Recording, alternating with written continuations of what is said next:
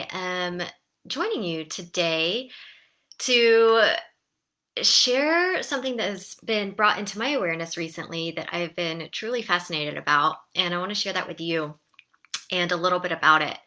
And that is called the gene keys. And I'm still pretty new in learning about the gene keys and reading through the book. But I I find that I learn even better when I teach it.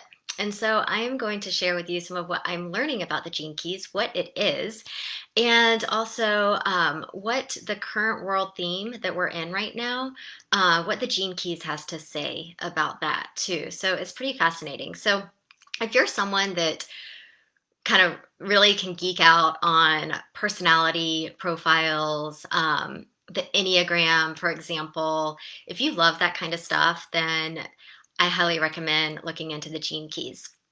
And it actually has some links and connections with the Enneagram, but it's this whole system and this idea that our DNA contains keys and codes that really tell us and point us to who we are and what our purpose is in life. And oftentimes we haven't unlocked those codes.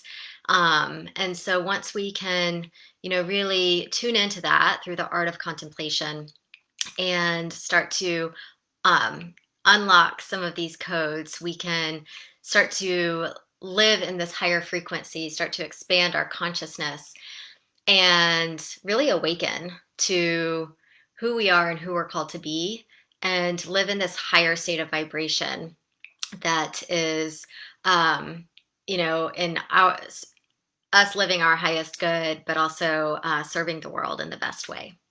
So it's really fascinating. First of all, you do create a profile similar to other personality tests, but the cool thing about this one, and if you're familiar with human design, it's similar to that as well. But you don't have to take this long test or complete this questionnaire. You literally enter just a few bits of information. And the information that you provide is your birth city, your birth date, and your birth time. That's it. And you will get what's called a hologenetic profile. And this is mine right here. And this is free. I think if you just go to genekeys.com, you can do it. And it's free to do. But you'll get a full profile that I am still learning how to interpret. But at the high level, you'll get kind of your core truths, if you will. The gene key that is aligned with your life's work. What are you here to do? The gene key that is aligned with your evolution. What are you here to learn? The gene key that is aligned with your radiance. What is it that keeps you healthy? And the gene key that aligns with your purpose. What is it that deeply fulfills you? And there's 64 gene keys. Okay, and so you'll be given these top 4, and it'll explain what they are, what they mean, and then you'll get a full profile that goes into a little more detail. And there are programs that you can take to learn more about it, or you can get the book. And the book is, you can see it's super thick. It's like a reference book. It's really not intended to read straight through. It's really intended more as a reference. So if you get the book, I recommend reading the beginning to learn about the gene keys and how, like, the science behind them, because it really is a good mixture of science and spirituality. And then it goes through all 64 gene keys. And so you can use it really to look at the specific ones that are in your profile, or you can use it kind of as a guide and, just trusting your intuition and opening to a page and trusting that that's the one you need to read in that moment, right? because all of them are going to apply to us at some point in time. Um, and the gene keys also, there's three kind of spectrum, there's a spectrum of consciousness. And there's specific word codes that relate to each of the 64 gene keys. And each gene key spans the spectrum. And so the lowest spectrum is the shadow, which is a very low frequency, which most of the world is living in. And the goal is once we bring awareness to that, we can start to rise up out of the shadow and into our gift. The gift is that middle frequency. And then the highest level is the Siddhi. That's spelled Siddhi.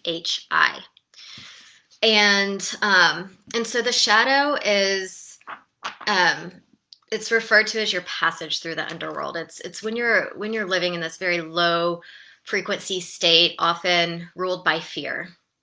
Okay, and you're living in this state of fear that is driving your decisions and ultimately dictating your life.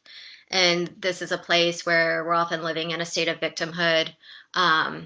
We're not we may not be happy with our life or our life situation or our circumstances, and we don't know how to get out of it, right? Um, and we see this a lot as a collective too, right? Right now in the world.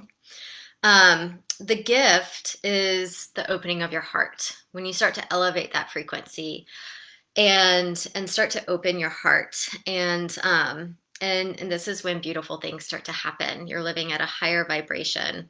You're living your gift, and you start to open yourself up to the possibility of attaining the things that you want and desire in life, serving others. You start to live more in a state of love rather than fear. You start to just awaken to unlimited possibilities. And then the highest level is the Siddhi, and that is really this enlightened state, which I'm not going to talk a whole lot about because that's a very rare state. And I think we will all probably experience points and moments of that Siddhi and what it's like.